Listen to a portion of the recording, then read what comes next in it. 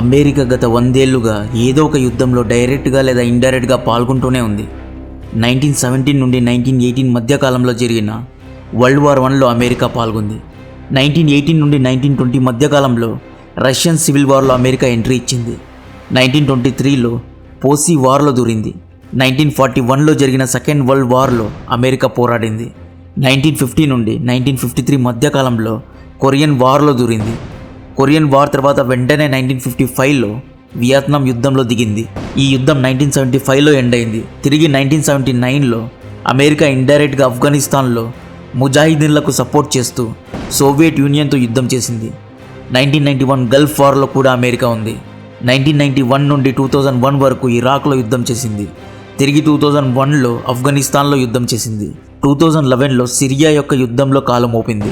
2021 ఆగస్టులో ఆఫ్ఘనిస్తాన్ నుండి వెనుదిరిగిన తర్వాత ఇకనైనా అమెరికా ఏ యుద్ధాలు చేయకుండా నెమ్మదిగా ఉంటుంది అనుకునే లోపే 2022 మార్చిలో రష్యా యుక్రెయిన్ యుద్ధంలో యుక్రెయిన్కు బాహ్యాటంగా సపోర్ట్ చేస్తూ యుద్ధంలో ఇండైరెక్ట్గా పాల్గొంది అమెరికా. ఈ చైన్ ఆఫ్ ఈవెంట్ చూస్తే ఎక్కడో తేడా కొడుతున్నట్లు అనిపిస్తోంది కదా. యుద్ధం అంటే ఎవరికీ ఇష్టం ఉండదు, చావడాన్ని ఎవ్వడూ ఇష్టపడడు. కానీ అమెరికా మాత్రం ప్రతి యుద్ధానికి కొత్త పెళ్లి కొడుకులా రెడీ అవుతూ ఉంటుంది. Why America always at war? అసలెందుకు అమెరికా ఎప్పుడు యుద్ధాల్లో ఉంటుంది? ఉగ్రవాదాన్ని అణచివేయడానికో ప్రజాస్వామ్యాన్ని నిలబెట్టడానికో అమెరికా యుద్ధం చేస్తోంది అనుకుంటే పొరపాటే. అమెరికా యుద్ధ కళల వెనక దాగి ఉన్న ఇంట్రెస్టింగ్ అండ్ మైండ్ బ్లోయింగ్ రహస్యాలను తెలుసుకునే ముందు నేను మీ నుండి కోరుకునేది ఒక్కటే, దయచేసి మన వీడియోను లైక్ చేయండి.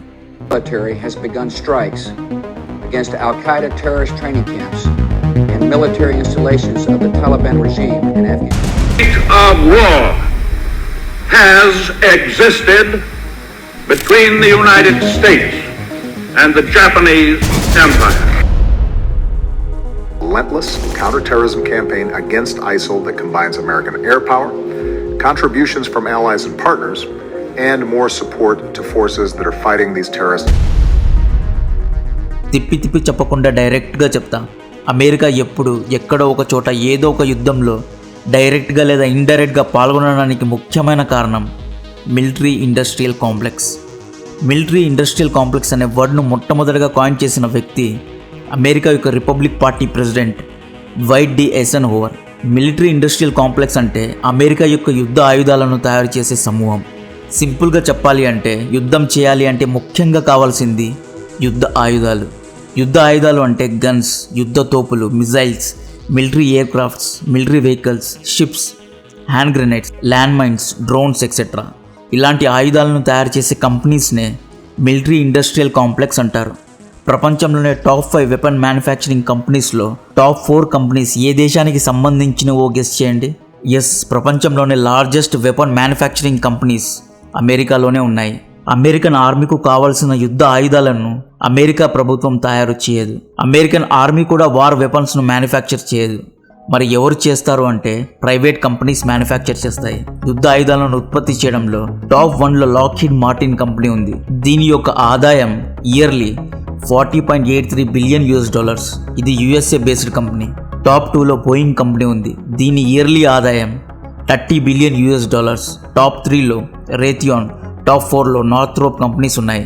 ఈ కంపెనీస్ యొక్క మూలం యుఎస్ఏనే. ఇవి USA బేస్డ్ కంపెనీస్. అమెరికన్ మిలిటరీకి యుద్ధ ఆయుధాలను ఈ కంపెనీసే సప్లై చేస్తాయి. ఆర్మ్స్ అండ్ వెపన్స్ మ్యానుఫ్యాక్చరింగ్ అనేది ప్రపంచంలోనే $1 బిలియన్ బిజినెస్.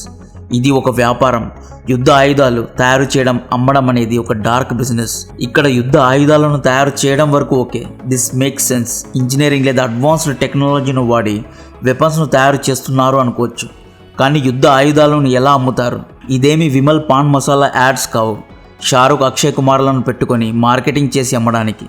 లేకపోతే ఇదేమి పెప్సీ, కోకోకోలా డ్రింక్స్ కాదు, సినిమా హీరోస్ను పెట్టుకొని ఏ దిల్ మాంగే మోర్ అని బ్రాండింగ్ చేయడానికి. బోయింగ్ కంపెనీ రైఫల్స్ను ఎలా అమ్ముతుంది? ఏ దిల్ మాంగే మోర్, ఒక్కసారి కాలిస్తే మళ్ళీ మళ్ళీ కాల్చాలి అనిపిస్తుంది అని అమ్మరు కదా. లాక్హీడ్ మార్టిన్ కంపెనీ తన ఫైటర్ జెట్స్ను అమ్మడానికి రాత్రిపూట శత్రువులపైన ఎక్కి దిగడానికి సౌకర్యంగా ఉండే fighter jets, smooth ride guaranteed అని వల్గర్గా యాడ్స్ను రన్ చేయలేదు కదా. యుద్ధ ఆయుధాలను సామాన్య ప్రజలు కొనరు, వీటిని కొనేది మిలిటరీస్ లేదా ఉగ్రవాద సంస్థలు. ఈ యుద్ధ ఆయుధాలు, ఆర్మ్స్ అండ్ అమ్యునేషన్స్ ఎక్కువ కాలం నిల్వ ఉండకూడదు, ఎప్పటికప్పుడు అమ్ముడుపోవాలి. మెడిసిన్స్కు మరియు ఫుడ్ ప్రోడక్ట్స్కు ఎలాగైతే ఎక్స్పైరీ డేట్స్ ఉన్నట్లు యుద్ధ ఆయుధాలకు మరియు యామినేషన్స్ లేదా గన్ పౌడర్కు కూడా సర్టన్ ఎక్స్పైరీ డేట్ ఉంటుంది. యుద్ధ ఆయుధాలు అమ్ముడు పోవాలి అంటే ఎక్కడో ఒక చోట యుద్ధం జరగాలి. ఎక్కడో ఒక చోట ఏదో ఒక ఫ్రిక్షనో లేదా ఘర్షణో జరగాలి. ఎక్కడ యుద్ధం జరగడం లేదు అంటే యుద్ధాన్ని సృష్టించాలి. ఎప్పటివో ఎందుకు, ఇప్పుడు ప్రజెంట్ డే జరుగుతున్న రష్యా యుక్రెయిన్ యుద్ధం గురించి మాట్లాడుకుందాం. కూర్చొని మాట్లాడుకుంటే సాల్వ్ కాని పెద్ద సమస్య అండి యుక్రెయిన్ది. ఎందుకు కూర్చొని మాట్లాడరు? ఎందుకంటే అమెరికా మరియు యూరోప్ దేశాలలో యుద్ధ ఆయుధాలు తయారు చేసే కంపెనీస్కు ఈ యుద్ధం జరగాలి. అది కూడా 1 నెల లేదా 2 నెలల పాటు కాదు, కొన్ని ఏళ్ల పాటు యుద్ధం జరిగితేనే యుద్ధ ఆయుధాలు అమ్ముడుపోతాయి. స్టాక్స్ పైల్ కాకుండా స్మూత్గా మూవ్ అవుతాయి. గన్స్, బాంబ్స్, ట్యాంక్స్, వార్షిప్స్ మరియు సబ్మరైన్స్ వంటి ఆయుధాలు అమ్ముడుపోతాయి. ఈ యుద్ధ ఆయుధాలు తయారు చేసే కంపెనీలు అమెరికన్ ఆర్మీ పైన డిపెండ్ అయ్యాయి. అమెరికన్ ఆర్మీ ఎప్పుడు యుద్ధంలో ఉంటే వీరు ఎంచక్కా ఈ ఆయుధాలను అమెరికన్ ఆర్మీకు అమ్ముతారు. అమెరికన్ ఆర్మీ 2022లో $1.2 ట్రిలియన్ డిఫెన్స్ కోసమే ఖర్చు పెట్టింది. లాక్హీడ్, బోయింగ్ మ్యానుఫ్యాక్చరింగ్ కంపెనీస్కు అమెరికన్ మిలిటరీ యుద్ధ ఆయుధాలను తయారు చేయడానికి కాంట్రాక్ట్స్ ఇస్తుంది. లాక్హీడ్ మార్టిన్ కంపెనీ తన యొక్క 85% ప్రోడక్ట్స్ను అమెరికన్ ఆర్మీ కోసమే తయారు చేస్తుంది. అమెరికన్ ఆర్మీ నిత్యం యుద్ధంలో ఇన్వాల్వ్ అయితేనే ఈ కంపెనీస్ యొక్క బిజినెస్ కూడా ఫ్లో అవుతుంది. ఈ యుద్ధ సామాన్లు అమ్మే కంపెనీ పెద్దలందరూ ఒక లాబీ లాగా లేదా ఒక గ్రూప్ లాగా తయారయ్యి అమెరికన్ గవర్నమెంట్ను ఇన్ఫ్లుయెన్స్ చేస్తారు. ఈ లాబీను స్పెషల్ ఇంట్రెస్ట్ గ్రూప్ అంటారు. ఎప్పుడు అమెరికా ఏదో ఒక యుద్ధంలో ఉండేలాగా చూసుకోవాలంటూ అమెరికన్ పొలిటీషియన్స్ను ఇన్ఫ్లుయెన్స్ చేస్తారు. ఈ స్పెషల్ ఇంట్రెస్ట్ గ్రూప్స్ అమెరికా యొక్క పొలిటీషియన్స్కు కూడా ఫండింగ్ చేస్తారు. ఎలక్షన్స్ క్యాంపెయిన్ లేదా ఎలక్షన్స్ ర్యాలీస్కు కావాల్సిన డబ్బులను డొనేట్ చేస్తారు. ఈ డిఫెన్స్ ఇండస్ట్రియల్ లాబీస్ అమెరికా యొక్క కాంగ్రెషనల్, సెనేటర్, ప్రెసిడెన్షియల్ ఎలక్షన్స్కు కావాల్సిన డబ్బులను డొనేట్ చేస్తారు. అమెరికాలో 2 పెద్ద పార్టీస్ ఉంటాయి, ఒకటి డెమోక్రటిక్, 2 రిపబ్లిక్ పార్టీ. 2019 ఎలక్షన్స్లో Lockheed Martin company republic party క్యాండిడేట్స్కు ఎలక్షన్ క్యాంపెయిన్ కోసం $1.2 మిలియన్ డొనేట్ చేసింది. అలాగే సేమ్ ఎలక్షన్స్లో $1.9 మిలియన్ డెమోక్రటిక్ పార్టీ సభ్యులకు కూడా ఫండ్ చేసింది.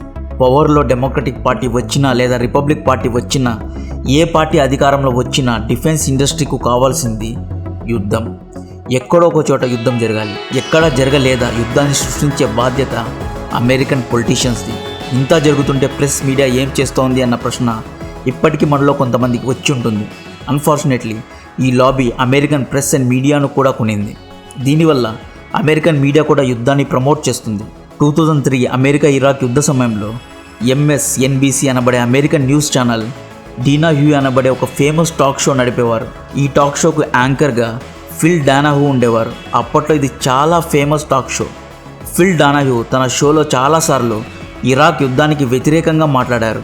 ఫిల్ డానాహూ మాటలను చాలామంది ప్రజలు నమ్మేవారు.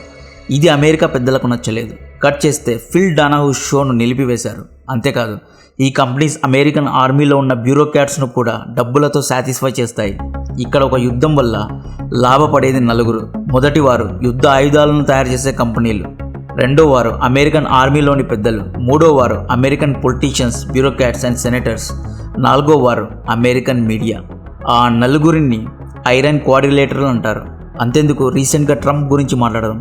ట్రంప్ ఏమన్నారు? అమెరికా సైనికులు ఇరాక్, సిరియా, ఆఫ్ఘనిస్తాన్లో యుద్ధం చేయడాన్ని తీవ్రంగా వ్యతిరేకించారు. అమెరికా సైనికులు వేరే దేశాల్లో ఎందుకు చావాలి?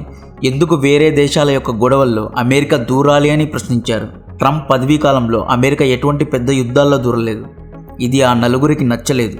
ఆ ట్రంప్ గాడేంది యుద్ధం వద్దు అంటున్నాడు, యుద్ధం జరగకపోతే మా సామాన్లు ఎవడుకుంటారు అని ట్రంప్ను ప్రెసిడెంట్ పదవి నుండి దింపడానికి లాబింగ్ జరిగింది, కుట్ర జరిగింది. 2020 ఎలక్షన్స్లో ట్రంప్ ఓడిపోయారు. డెమోక్రటిక్ పార్టీ గెలిచింది. జో బిడెన్ ప్రెసిడెంట్ అయ్యారు.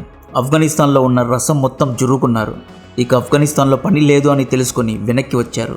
ఇండో పెసిఫిక్ ఓషన్లో చైనాకు మరియు సౌత్ ఈస్ట్ దేశాల మధ్య యుద్ధం జరుగుతుందా అని చూశారు, జరగలేదు. చైనా, తైవాన్ మధ్య ఏమైనా ఆపర్చునిటీ ఉందా అని చూశారు. చైనా యుద్ధం చేసే దేశం కాదు. చైనా పైన ఎంత ట్రై చేసినా, చైనాను ఎంత రెచ్చగొట్టినా చైనా వలలో పడదు అని తెలుసుకున్నారు. LAC ఇష్యూలో దూరడానికి చూశారు. ఇండియా క్లియర్గా చెప్పేసింది, మా సమస్యలు మేమే సాల్వ్ చేసుకుంటాం, మీరు ఇక్కడ దూరే అవసరం లేదు అని. ఇక ఎవడు దొరుకుతాడా అని చూశారు. బకరాలాగా ఉక్రెయిన్ ప్రెసిడెంట్ వ్లాదిమిర్ జెలెన్స్కీ దొరికాడు. ఈ జోకర్ను రెచ్చగొట్టి ఉక్రెయిన్ను యుద్ధ భూమిగా మార్చారు. యుద్ధ సామాన్లు అమ్మే కంపెనీలు తమ యొక్క దుకాణాలని ఓపెన్ చేశాయి. ఈ ఇయర్ మంచి వ్యాపారమే జరిగింది.